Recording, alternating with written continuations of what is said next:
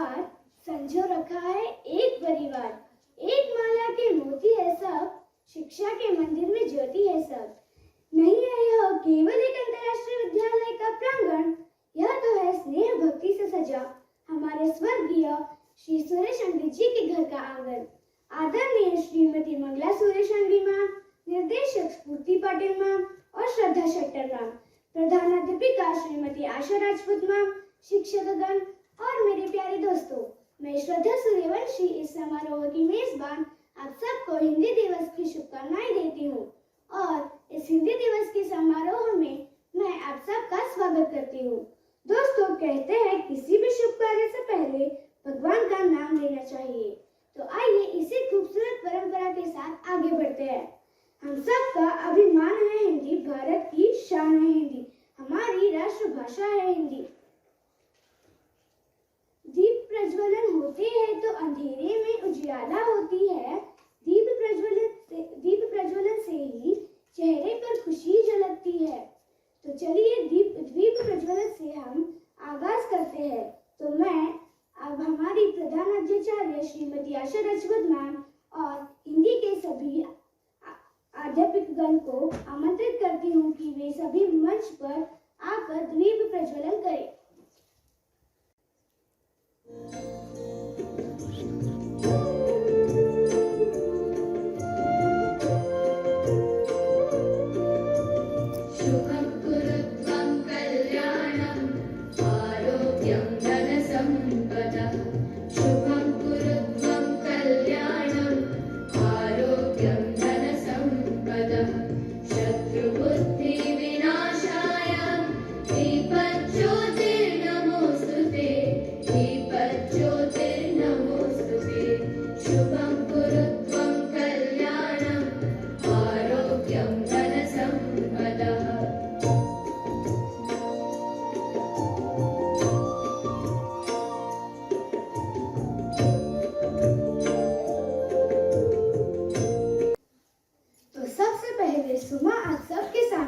प्रार्थना गीत प्रस्तुत करने जा रही है, तो आइए उसका स्वागत करते हैं। नमो शारदा नमो शारदा नमो शारदा माता, नमो शारदा नमो शारदा नमो शारदा माता, नमो शारदा माता।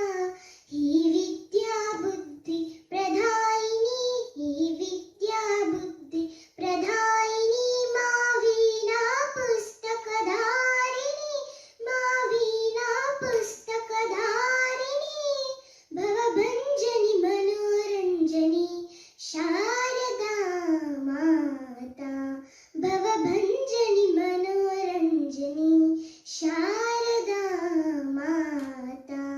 नमो शारदा नमो शारदा नमो शारदा माता, नमो शारदा नमो शारदा नमो शारदा माता, नमो शारदा माता। ही विद्या बुद्धि प्रदायिनी, ही विद्या बुद्धि प्रदायिनी, मां वीणा पुस्तकधारिणी, मां वीणा पुस्तकधारिणी, भवभञ्जनि मनोरञ्जनि शारदा माता, भवभञ्जनि मनोरञ्जनि शारदा माता। नमो शारदा नमो शारदा नमो शारदा माता, नमो शारदा नमो शारदा नमो शारदा माता, नमो शारदा माता। धन्यवाद। धन्यवाद सुमा। जीवन में कभी भी आशा को न छोड़े, क्योंकि आप कभी भी यह नहीं जान सकते कि आने वाला कल आपके लिए क्या लाने वाला है। चलिए अब स्वागत करते हैं विनायक निडवाणी का, जो आपके सामने प्रस्तुत करना चाहता है अपना सुविचार। मेरा आज का सुविचार, आप यह नहीं कह सकते कि आपके पास समय नहीं है, क्योंकि आपको भी दिन में उतना ही समय मिलता है जितना समय महान एवं सफल लोगों को मिलता है। धन्यवाद। धन्यवाद विनायक। कविता एक आत्मा है, कविता एक स्वभाव है, यह एक विचार है जो हर किसी के मन में उभरती है। तो चलिए दोस्तों, अब स्वागत करते हैं प्रिंस चटर्जी का, जो आपके सामने कविता सुनाने जा रहा है। सुप्रभात, मेरा नाम प्रेम चटर्जी है। मैं कक्षा 5वीं का छात्र हूँ। मैं आज आप सभी के समक्ष हिंदी दिवस पर एक कविता प्रस्तुत करने जा रहा हूँ। जन्म हुआ मानवता का, हाँ यही तो वो स्थान है, दी सीख जिन्होंने धर्म की हमको, तुलसी कबीर संत महान है। संस्कृत से संस्कृति हमारी, हिंदी से हिंदुस्तान है। बिहारी केशव भूषण जैसे कवियों ने हिंदी अपना, हिंदी का महत्व बहुत है, बात ये सबको समझाए, यही है कारण विश्व में आज इनकी पहचान है। संस्कृत से संस्कृति हमारी, हिंदी से हिंदुस्तान है भाषा ये जनमानस की जो हृदय से सबको जोड़ती। पढ़ा जाए इतिहास तो ये सभ्यता की ओर मुड़ती, यही है कारण हर हिंदुस्तानी के दिल में इसके लिए सम्मान है। संस्कृत से संस्कृति हमारी, हिंदी से हिंदुस्तान है। बात करें जो लिपि की तो बात ही उसकी निराली है, जैसे लिखते वैसे बोले, पुराना नाम इसी का पाली है। गौतम बुद्ध की रचना का भी इसी भाषा में ज्ञान है। संस्कृत से संस्कृति हमारी, हिंदी से हिंदुस्तान है। आए मुगल आए गोरे सबको मार गिराया था, आपस में सब हिंदी से जुड़ पाया था, तभी तो हिंदी में गाया जाता राष्ट्रीय गाना। संस्कृत से संस्कृति हमारी, हिंदी से हिंदुस्तान है। हिंदू मुस्लिम सिख ईसाई आपस में सब भाई है, मिलजुल कर जो ये रहते तो होता भारत का निर्माण है। संस्कृत से संस्कृति हमारी, हिंदी से हिंदुस्तान है। पढ़े लिखे हम हिंदी में, गाने हम हिंदी में गा, तो क्यों वे तब हिंदी को अपनाने में घबराए। संस्कृत से संस्कृति हमारी, हिंदी से हिंदुस्तान है। छोड़ के हिंदी अंग्रेजी बोले इसी बात का निराशा है। सीखो अन्य भाषाएं पर अपनाओ अपनी भाषा, विश्व में सबको बदला हिंदी से हमारी ज्ञान है। संस्कृत से संस्कृति हमारी, हिंदी से हिंदुस्तान है। धन्यवाद। धन्यवाद प्रिंस। पहेली भी ऐसी जो कभी गुदगुदाती है, कभी रुलाती है, कभी अपने इशारों पर नचाती है। तो आइए दोस्तों, आप स्वागत करते हैं सुघोष का, जो आप सबके सामने पहेली प्रस्तुत करने जा रहा है। सुप्रभात, मेरे तरफ से आप सभी को हिंदी दिवस की ढेर सारी शुभकामनाएं। आज हिंदी दिवस की सुनहरे अवसर पर मैं आपको कुछ पहेलियां पूछना चाहता हूँ। सोने को पलंग नहीं, नहीं महल बनाए, सोने को पलंग नहीं, नहीं महल बनाए, 1 रुपए पास नहीं, फिर भी राजा कहलाए, बोलिए कौन है वो? शेर। सही जवाब है शेर। भूख लगे तो खा सकते हैं, प्यास लगे तो पी सकते हैं। भूख लगे तो खा सकते हैं, प्यास लगे तो पी सकते हैं, अगर ठंड लगे तो उसे जला भी सकते हैं, बोलो क्या है वो? नारियल। सही जवाब है नारियल। डिब्बे में डिब्बा डिब्बे का गांव, डिब्बे में डिब्बा डिब्बे का गांव, चलती फिरती बस्ती लोहे के पांव, चलती फिरती बस्ती लोहे के पांव, बोलिए क्या है वो? रेल।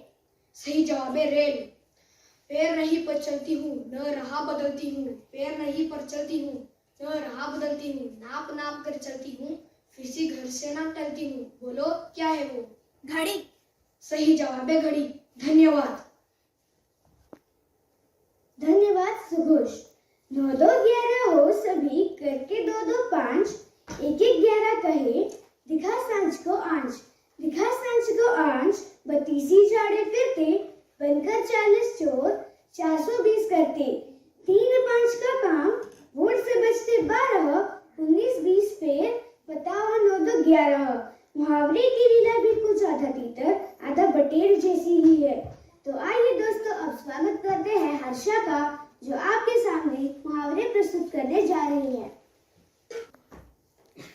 सुप्रभात। मुहावरे। मुहावरे शब्द हिंदी भाषा में अरबी भाषा की देन है। इसका शब्दार्थ है अभ्यास या बातचीत। ऐसे वाक्यांश जो अपने सामान्य अर्थ को छोड़कर किसी और वाक्य में रूढ़ हो जाए, उन्हें मुहावरे कहा जाता है। जैसे तुम अपनी खिचड़ी हमेशा क्यों पकाते हो और इतनी पुरानी नौकरी छोड़कर तुमने अपने पैर पर कुल्हाड़ी मारी है। इसमें पहले वाक्य का अर्थ यह नहीं है कि कोई व्यक्ति अपने लिए अलग से भोजन पका रहा है।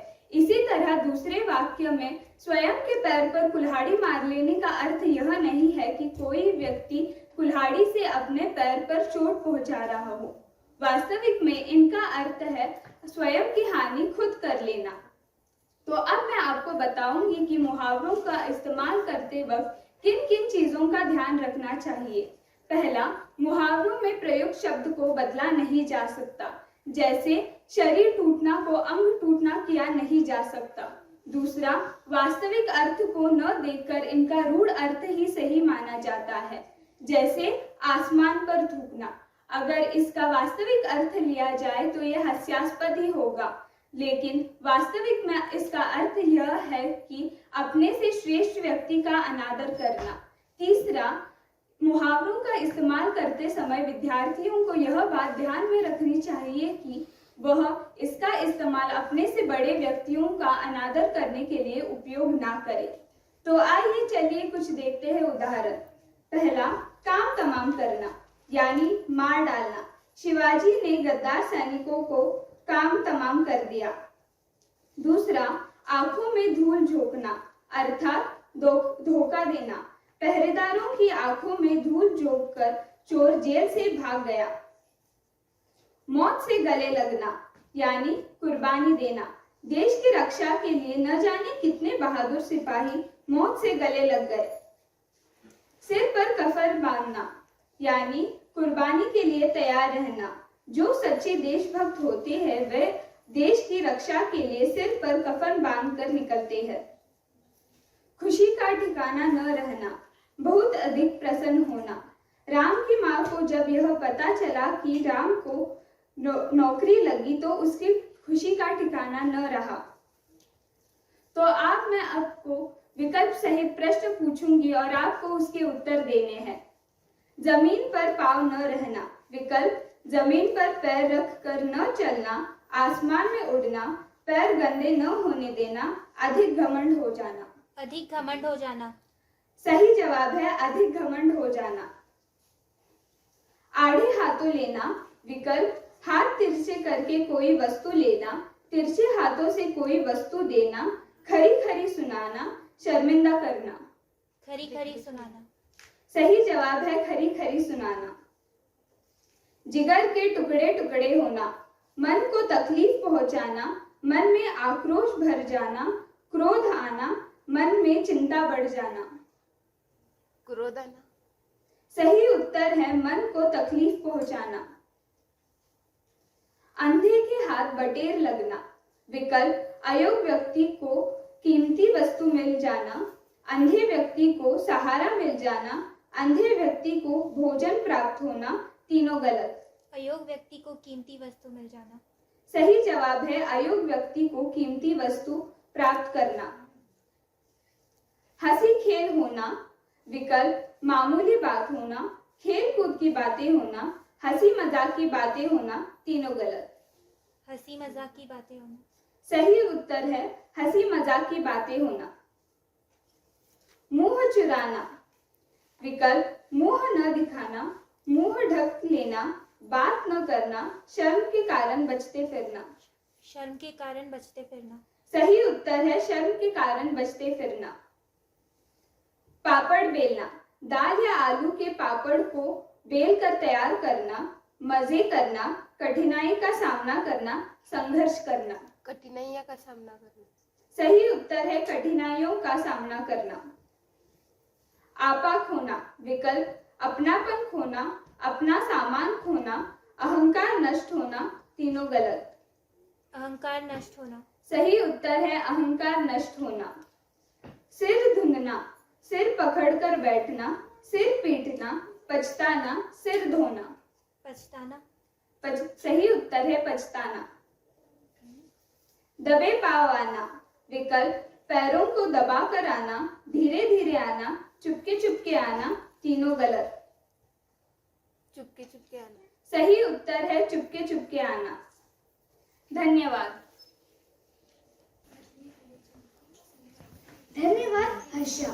दो या दो से अधिक शब्दों का मेल समास कहलाता, इससे बना नया शब्द ही समस्त पद है कहलाता। तो आइए दोस्तों, अब स्वागत करते हैं वर्षा का, जो आपके सामने समास प्रस्तुत करने जा रही है। सुप्रभात। आज हम खेल खेल में सीखेंगे हिंदी के समास और उसके भेद। समास शब्द का अर्थ है दो या दो से अधिक शब्दों को मिलाकर जब एक नया सार्थक शब्द बनता है तो उस मेल को समास कहा जाता है।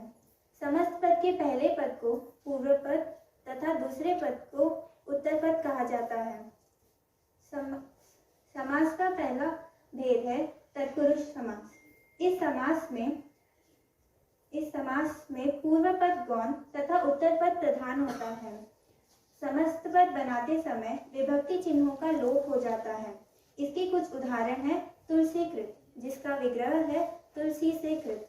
दूसरा उदाहरण है सुर रचित, जिसका विग्रह है सुर द्वारा रचित।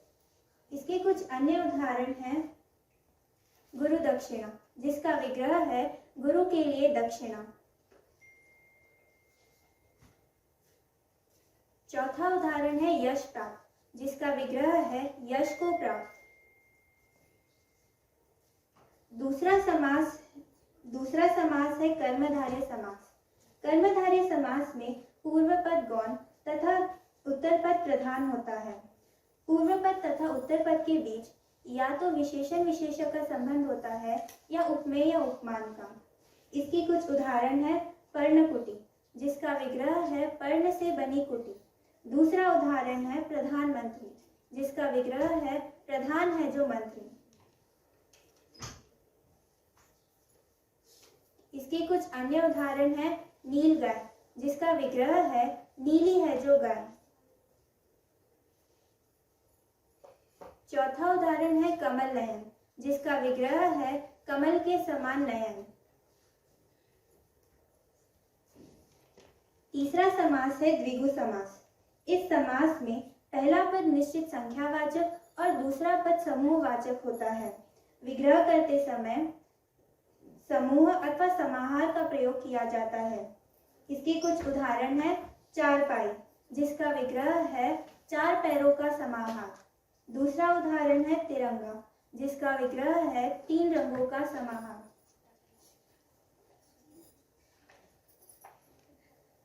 इसके कुछ अन्य उदाहरण है सप्ताह, जिसका विग्रह है 7 दिनों का समाहार।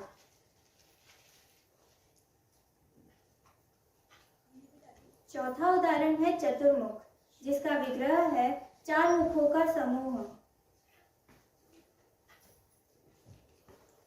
चौथा समास है अव्ययीभाव समास। इस समास में पूर्व पद प्रधान होता है, समस्त पद अव्यय बन जाता है। समस्त पद का रूप किसी भी लिंग, वचन आदि के कारण नहीं बदलता। इसके कुछ उदाहरण हैं घर घर, जिसका विग्रह है प्रत्येक घर। दूसरा उदाहरण है हाथों हाथ, जिसका विग्रह है हाथ ही हाथ में। इसके कुछ अन्य उदाहरण है यथाशक्ति, जिसका विग्रह है शक्ति के अनुसार। चौथा उदाहरण है आजन्म, जिसका विग्रह है जन्म से लेकर। पांचवा समास है द्वंद्व समास। इस समास में दोनों पद प्रधान होते हैं। विग्रह करते समय और, आदि, अथवा या जैसे शब्दों में से किसी एक का प्रयोग किया जाता है। द्वंद्व समास के कुछ उदाहरण हैं दाल रोटी, जिसका विग्रह है दाल और रोटी। दूसरा उदाहरण है राम लक्ष्मण, जिसका विग्रह है राम और लक्ष्मण। इसके कुछ अन्य उदाहरण है राधा कृष्ण, जिसका विग्रह है राधा और कृष्ण। चौथा उदाहरण है पृथ्वी आकाश, जिसका विग्रह है पृथ्वी और आकाश। छठा समास है बहुव्रीहि समास। इस समास में दोनों पदों में से कोई भी पद प्रधान नहीं होता, बल्कि तीसरा पद प्रधान होता है और दिए गए पद का विशेष्य होता है। उदाहरण के लिए कमल नयन, जिसका विग्रह है कमल के समान नयन है जिसके, अर्थात विष्णु। दूसरा उदाहरण है विषधर, जिसका विग्रह है विष को धारण करने वाला, अर्थात शंकर। इसकी कुछ अन्य उदाहरण है लंबोदर, जिसका विग्रह है लंबा है उदर जिसका, अर्थात गणेश। चौथा उदाहरण है चक्रधर, जिसका विग्रह है चक्र को धारण करने वाला, अर्थात विष्णु। धन्यवाद। धन्यवाद वर्षा। तो आइए आप चुटकुलों का मजा लेने के लिए अमृता बेगी का स्वागत करते हैं। बचपन में हम खूब हंसते हैं, खूब खिलखिलाते हैं, पर जैसे जैसे हम बड़े हो जाते हैं हमारी चेहरे से मुस्कान गायब होती जाती है। इसलिए मैं आज चुटकुलों की मदद से आप सबको हंसाना चाहती हूँ। तो मेरा पहला चुटकुला है, एक नवविवाहित जोड़ी बर्तन की दुकान पर झगड़ा कर रही थी। पत्नी कहती है ये वाला स्टील का ग्लास लेंगे, फिर पति कहते हैं नहीं इससे थोड़ा सा बड़ा लेंगे। फिर दुकानदार कहता है अरे साहब जी मैडम जो कह रही है वही स्टील का ग्लास ले लो। फिर पति कहते हैं अरे भैया आपको बेचने की पड़ी है, इस स्टील के ग्लास को देखो कितनी छोटी है, इसमें तो मेरा हाथ ही नहीं घुसता, तो मैं इसे मांझूंगा कैसे। आगे बढ़ते हैं, एक पागल आईने के सामने रुक के कहता है अरे मैंने इसे कहीं देखा है। काफी देर तक टेंशन में सोचने के बाद कहता है धत तेरी, ये तो वही है जो उस दिन मेरे साथ बाल कटवा रहा था। बहन की विदाई पर भाई बोलता है अपनी पिताजी से, पिताजी बहन रो रही है पर जीजू नहीं रो रहे। लेकिन पिताजी कहते हैं अरे बेटा तेरी बहन तो सिर्फ गेट तक रोएगी, लेकिन तेरा जीजू अभी साल भर रोएगा। दुकानदार कहता है कि मैंने तो दुकान की सारी चप्पल दिखाई, अभी तो एक भी बाकी नहीं है। फिर मैडम कहती है वो सामने वाले डिब्बे में क्या है। फिर दुकानदार कहता है अरे बहन थोड़ा तो रहम कर मेरे ऊपर, वो उसमें मेरी लंच बॉक्स है। धन्यवाद। धन्यवाद अमृता। दोस्तों चलिए अब करुणा करोचकर का भाषण के लिए स्वागत करते हैं। जैसे इंद्रधनुष में होते हैं 7 रंग, वैसे हिंदी लाती है हर भारतीयों को संग। आदरणीय प्रधानाचार्य महोदय, माननीय शिक्षकगण और मेरे सभी मित्रों को मेरा नमस्कार। सबसे पहले आप सभी को हिंदी दिवस की हार्दिक शुभकामनाएं। जैसे कि हम सभी यहाँ हिंदी दिवस मनाने के लिए एकत्रित हुए हैं और इस महान दिवस के मौके पर मैं आप सभी के सामने हिंदी दिवस के महत्व और इसके इतिहास के बारे में कुछ शब्द बताना चाहती हूँ। आज 14 सितंबर है और प्रत्येक वर्ष हम भारतवासी इस दिन को हिंदी दिवस के रूप में मनाते हैं, क्योंकि आज के दिन ही 14 सितंबर 1949 को भारत की संविधान सभा ने हिंदी भाषा को आधिकारिक भाषा राज्य भाषा के रूप में घोषित किया गया था। हिंदी भाषा को आधिकारिक भाषा राज्य भाषा के रूप में घोषित करने के बाद राज्य प्रचार समिति जो कि महाराष्ट्र के वर्ग में स्थित है, उस समिति के अनुरोध पर ही वर्ष 1953 से पूरे भारत में 14 सितंबर के दिन हिंदी दिवस के रूप में मनाया जाता है। सांस्कृतिक व भाषाई विविधता में भरे इस गौरवशाली देश में पूर्व से पश्चिम और उत्तर से दक्षिण के बीच सदियों से कई भाषाओं ने संपर्क बनाए रखने का काम किया है। हिंदी इसमें से प्रमुख भाषा रही है और ये योगदान जो हिंदी का है इसमें कई नेताओं ने समय समय पर सहारा है और हिंदी ने भारत को एकता के सूत्र में पिरोए रखने का काम किया है। देखो कैसे नारी के माथे पर सजती है बिंदी, वैसे ही हर भारतीय की जुबान पर जचती है हिंदी। हिंदी भाषा को आसानी से भारत की राज्य भाषा का दर्जा नहीं मिला, इसके लिए भारतवासियों को लंबा संघर्ष करना पड़ा। हजारी प्रसाद द्विवेदी, काका कलेकर, शेठ गोविंदास आदि साहित्यकारों को साथ लेकर राजेंद्र सिंह ने हिंदी भाषा को आधिकारिक भाषा बनाने के लिए बहुत प्रयास लिए। तब जाकर हिंदी भाषा को आधिकारिक भाषा राज्य भाषा के रूप में मान्यता मिली। वर्ष 1918 में महात्मा गांधी जी ने भी हिंदी भाषा को जनमानस की भाषा भी कहा था।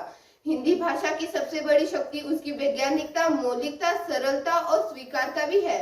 26 जनवरी 1950 को लागू भारतीय संविधान के अनुच्छेद 343 में यह प्रावधान रखा गया कि संघ की राष्ट्रभाषा हिंदी लिपि या देवनागरी होगी।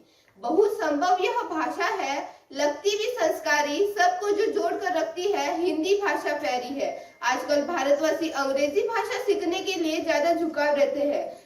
लेकिन हम भारतवासी यह कभी नहीं भूलना चाहिए कि हिंदी हमारी राज्य भाषा है और हमें अपने भाषा का जितना संभव हो सके करना चाहिए। हमें अंग्रेजी या अन्य कोई भी भाषा सीखनी चाहिए, लेकिन हमारे देश की राज्य भाषा हिंदी भाषा को कभी भूलना नहीं चाहिए। किसी भी देश की पहचान उसकी मातृभाषा से होती है। हिंदी हमारी राज्य भाषा है और हमें अपने भाषा का जितना संभव हो सके करना चाहिए। जब तक खुद भारतवासी हिंदी भाषा का उपयोग पूरी तरह से न करेंगे, तब तक हिंदी भाषा का विकास नहीं हो पाएगा। हम सभी को हिंदी है, हम वतन है, नारी का सम्मान करना चाहिए। प्यारा मोहब्बत भरा है जिससे जुड़ी हर आशा, मिस्री से भी मीठी है वो हमारी हिंदी भाषा। आप सभी को एक और बार फिर से हिंदी दिवस की बहुत बहुत बधाइयां। धन्यवाद। धन्यवाद करुणा। दोस्तों, आप लोगों को तो पता है कहानी कितनी रोचक होती है। आप सब लोग बचपन से ही कहानी सुनते आए हैं, कभी दादाजी से और कभी दादी से। तो आज हम अद्वैत कुंभार से कहानी सुनेंगे। नमस्कार सभी को, मैं अद्वैत कुंभार। नमस्कार सभी को। मेरे कहानी का नाम मनुष्य की कीमत। लोहे की दुकान में अपने पिता के साथ काम कर रहे एक बालक ने अचानक ही अपने पिता से पूछा, पिताजी, इस दुनिया में मनुष्य की क्या कीमत होती है? पिताजी एक छोटे से बच्चे से ऐसा गंभीर सवाल सुनकर हैरान रह गए। फिर वे बोले, बेटे, एक मनुष्य की कीमत आंकना बहुत मुश्किल है, वो तो अनमोल है। बालक, क्या सभी उतना ही कीमती और महत्वपूर्ण है? पिताजी, हाँ बेटे। बालक कुछ समझा नहीं। उसने फिर सवाल किया, तो फिर इस दुनिया में कोई गरीब तो कोई अमीर क्यों है? किसी की कम रिस्पेक्ट तो किसी की ज्यादा क्यों होती है? पिताजी सवाल सुनकर कुछ देर तक शांत रहे। फिर वे बालक से स्टोररूम में पड़ा एक लोहे का रॉड लाने को कहा। रॉड लाते ही पिताजी ने पूछा, इसकी क्या कीमत होगी? बालक कुछ देर सोचकर बोला, बालक, 200 रुपए। पिताजी, अगर मैं इस लोहे से बहुत से छोटे छोटे कील बना दूं तो इसकी क्या कीमत होगी? बालक कुछ देर सोचकर बोला, तब तो इसकी कीमत बहुत ज्यादा हो जाएगी, लगभग 1000 रुपए का। पिताजी, अगर मैं इस लोहे से घड़ी के बहुत सारे स्प्रिंग बना दूं तो इसकी क्या कीमत होगी? बालक कुछ देर गणना करता रहा और फिर एकदम से उत्साहित होकर बोला, तब तो इसकी कीमत बहुत ज्यादा हो जाएगी। पिताजी उसे समझाते हुए बोले, ठीक इसी तरह एक मनुष्य की कीमत इसमें नहीं है कि अभी वो क्या है, बल्कि इसमें है कि वो अपने आप को क्या बन सकता है। बालक अपने पिता के बात समझ चुका था।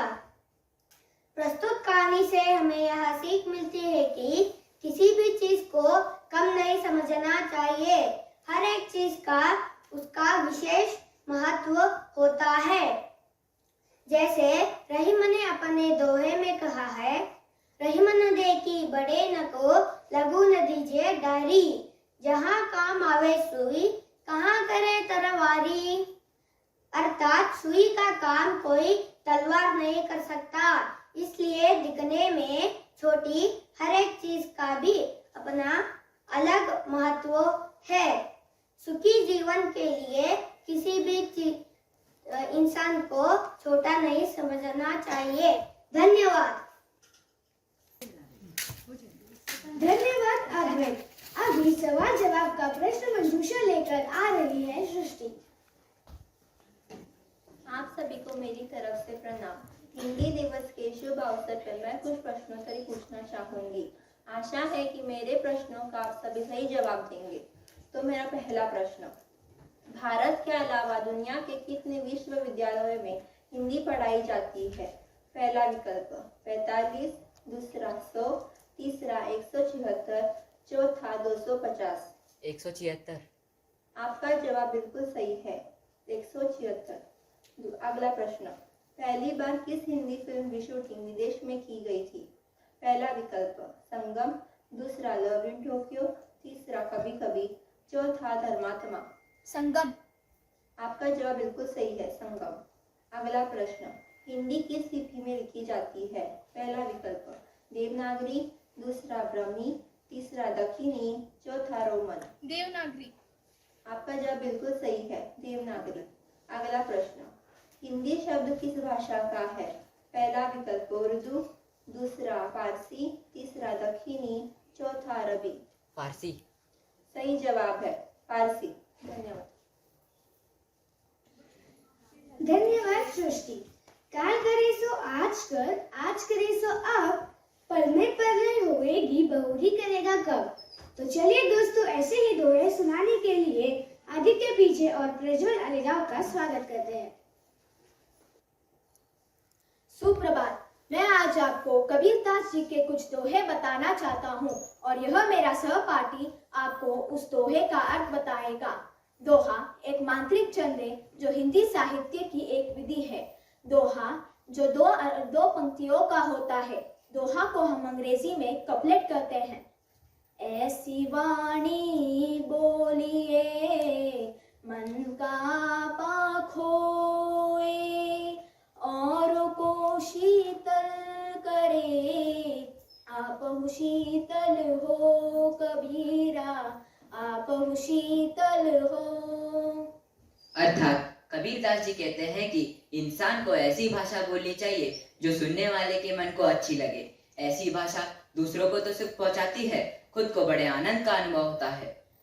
जब गुणों को गाहक मिले तब गुण लाख बिछाई, जब गुणों को गाहक नहीं तब कोड़ी बदल जाए कबीरा, तब कोड़ी बदल जाए। अर्थात कबीरदास जी कहते हैं कि जब गुण को परखने वाला गायक मिल जाता है तो गुण की कीमत होती है। अगर ऐसा गायक नहीं मिलता है तो गुण कौड़ी के भाव चला जाता है। जब बड़ा भया तो क्या भया, जैसे पेड़ खजूर, पंछी को छाया नहीं, फल लागे अति दूर कबीरा, फल लागे अति दूर। अर्थात कबीरदास जी कहते हैं कि खजूर का पेड़ बेशक ही बहुत बड़ा होता है, लेकिन ना तो किसी को छाया देता है और उसके फल दूर ऊंचाई पे लगते हैं। अगर इसी तरह आप किसी का भला नहीं करोगे तो बड़े होने का क्या फायदा। जब मैं हरि नहीं, अब हरि है मैं नहीं, सब अधीरा मिट गया, दीपक देख माही, दीपक देख माही।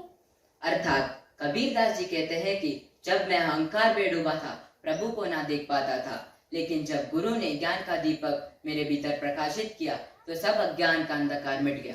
धन्यवाद। नृत्य दिल से किया जाता है कदमों एवं शरीर में, तो उस नृत्य का प्रतिबिंब नजर आता है। तो चलिए दोस्तों, ऐसे ही एक नृत्य प्रस्तुत करने आ रहे हैं कक्षा 5वीं से 9वीं तक की छात्राएं।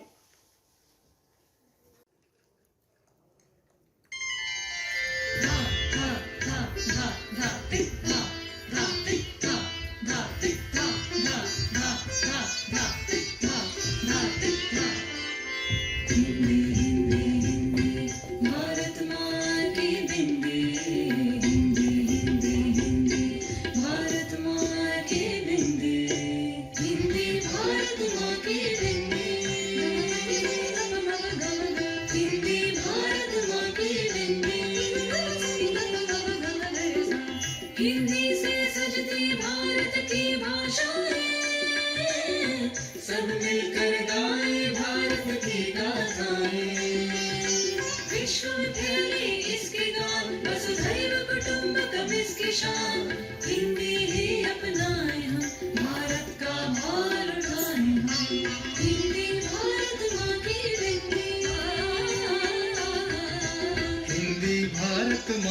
बिंदी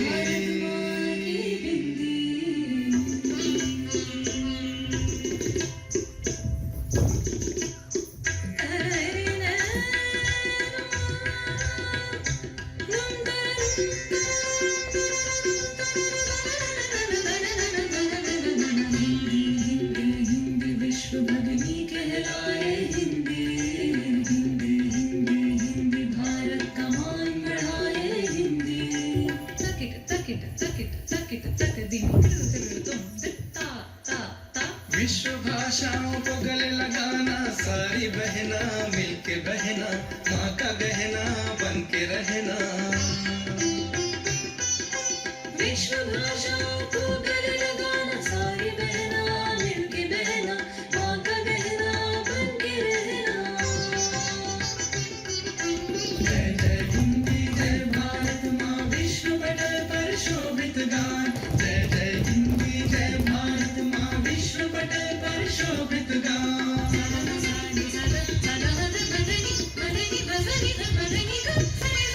सात समंदर मसी करे लेखनी सब बन राई सब धरती का गद करे हिंदी गुण लिखा न जाई सब मिल गाए हिंदी गान हिंदी गान हिंदी गान हिंदी गान विश्व में गूंजे हिंदी सम्मान हिंदी भारत माँ की बिंदी हिंदी भारत माँ की बिंदी हिंदी भारत माँ की बिंदी हिंदी भारत माँ की बिंदी हिंदी भारत माँ की बिंदी हिंदी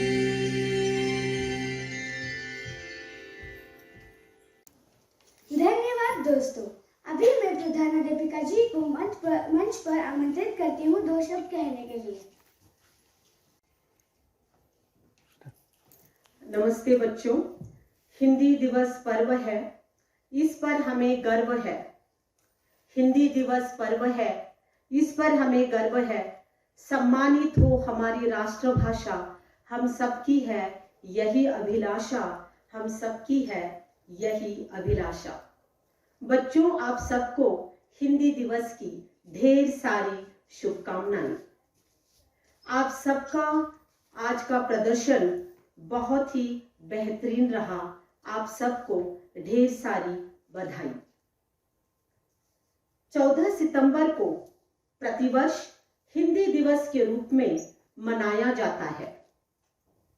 माना अंग्रेजी पूरी दुनिया को चलाती है, पर हिंदी भी तो हमारी पहचान पूरी दुनिया में कराती है। भारत के माथे की बिंदी है हिंदी, संस्कृत की एक लाडली बेटी है ये हिंदी। बच्चों, सदैव यह ध्यान में रखें कि राष्ट्रभाषा के बिना राष्ट्र गूंगा है। हिंदी बहुत ही सरल और सरस है। इसकी लिपि देवनागरी है। लेकिन बच्चों, हमें यह स्मरण सदैव रहे कि हम सबको भारत की सारी भाषाओं के प्रति आदर रहना चाहिए। सारी भाषाओं को हमें गले लगाना चाहिए। आज के इस सुअवसर पर बच्चों, मैं आपको विलोम चालीसा बताऊंगी। बच्चों, आप सबने हनुमान चालीसा सुना होगा। कई बच्चों को हनुमान चालीसा याद आपने किया हुआ है, लेकिन आज मैं आपको विलोम चालीसा प्रस्तुत करूंगी आपके सामने, जिसको हमने तुकांत के माध्यम से लिखा हुआ है। इस विलोम चालीसा में 140 विलोम शब्द है। तो प्रस्तुत है विलोम चालीसा।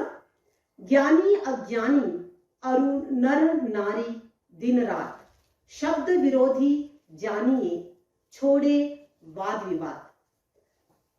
उल्टा सीधा जल्दी देरा, सस्ता महंगा सात सवेरा, राजा प्रजा हर्ष विवाद, सुख दुख घट बढ़ पूरा आधा, छोटा बड़, दुर्लभ बलवाना, स्वामी दास भगत भगवाना, सज्जन दुर्जन, दुर्लभ सुलभा, हंसना रोना, ठंडा गर्मा, पहला अंतिम, संत असंता, तम उजियारा, अंत अनंता, पतला मोटा, काला गोरा, कहना सुनना, तोरा मोरा, मूर्ख विद्वजन, चंदा सूरज, नभ पाताला, पश्चिम पूरब, पाप पुण्य अरु ऊंचा नीचा, हानि लाभ, सूखा गीला, सम विषमा अरु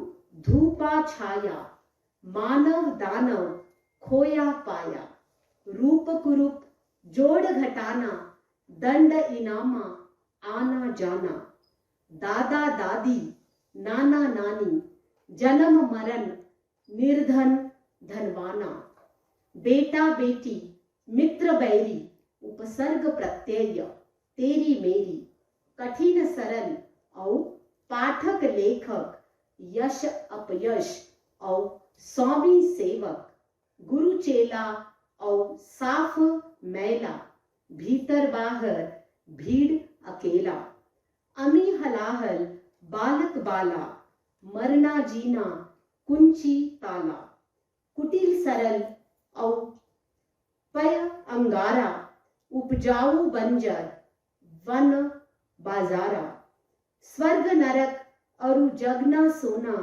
शुभ अशुभ और पाना खोना, बंधन मुक्त, बढ़िया घटिया, असली नकली, कुत्ता कुतिया, मनुज दनुज और हल्का भारी, याचक दाता, राज भिकारी, शोषक शोषण, श्वेता श्यामा, उन्मुख विमुखा, पतिवामा, क्रय विक्रय और साध विशेषा, पूर्ण खाली, चंद दिनेशा, पुत कपुत और लघु विशाला, लेना देना, मुख वाचाला, जड़ चेतन अरु ज्वारा भाटा, एड़ी चोटी, लाभा घाटा, विधवा सधवा, शरण अशरणा, प्रेम घृणा अरु क्वारा परना, विरत निरत अरु योगी भोगी, मिलन विरही, गृहस्थी जोगी, भद्र अभद्रा, पूर्व पश्चिम, विजय पराजय, उत्तर दक्षिण, कायर निर्भय अरु गुण दोषा, संत असंता, करुणा रोषा, तेजी मंदी, धीर धीरा, दुर्गम सुगमा, कायर वीरा, जलचर थलचर, सार सारा, सत्य असत्या, याद विसारा, अरुचि सुरुचि, अरु गोरा काला, उदय अस्त, नख शिख नद नाला, न्यून अधिक, अरु जान अजाना, गरल सुधा और खोना पाना, गुप्त प्रगट और एक अनेका, गद्य पद्य अरु देखा अदेखा, निर्दय सदय अरु स्तुति निंदा, दंड क्षमा और मुक्ता फंदा, वृद्धा तरुणा, तिमिर प्रकाशा, गुण अवगुण और आशा निराशा, कृष्ण शुक्ला, अगला पिछला, उत्तम अधमा, चल और अचला, आदि अंता, अवनी अंबर, नाम अनामा, गौरी शंकर, प्रेमा घृणा और फुला मुरझा, संग कुसंगा, सुलझा उलझा, अल्प दीर्घ, आरोह अवरोह, सांचा झूठा, सोरठ दोहा, आय व्यय और आदान प्रदान, छल निश्चय और नया पुराना, उल्टे शब्दों को तुम जानो, माता पिता अरु गुरु को मानो। बच्चों, इस प्रकार आप यह विलोम चालीसा याद कर 160 शब्दों को बड़ी सरल और आसानी से याद कर सकते हैं। आप सबको फिर से हिंदी दिवस की ढेर सारी शुभकामनाएं। धन्यवाद मैम और मेरे सारे मित्रों।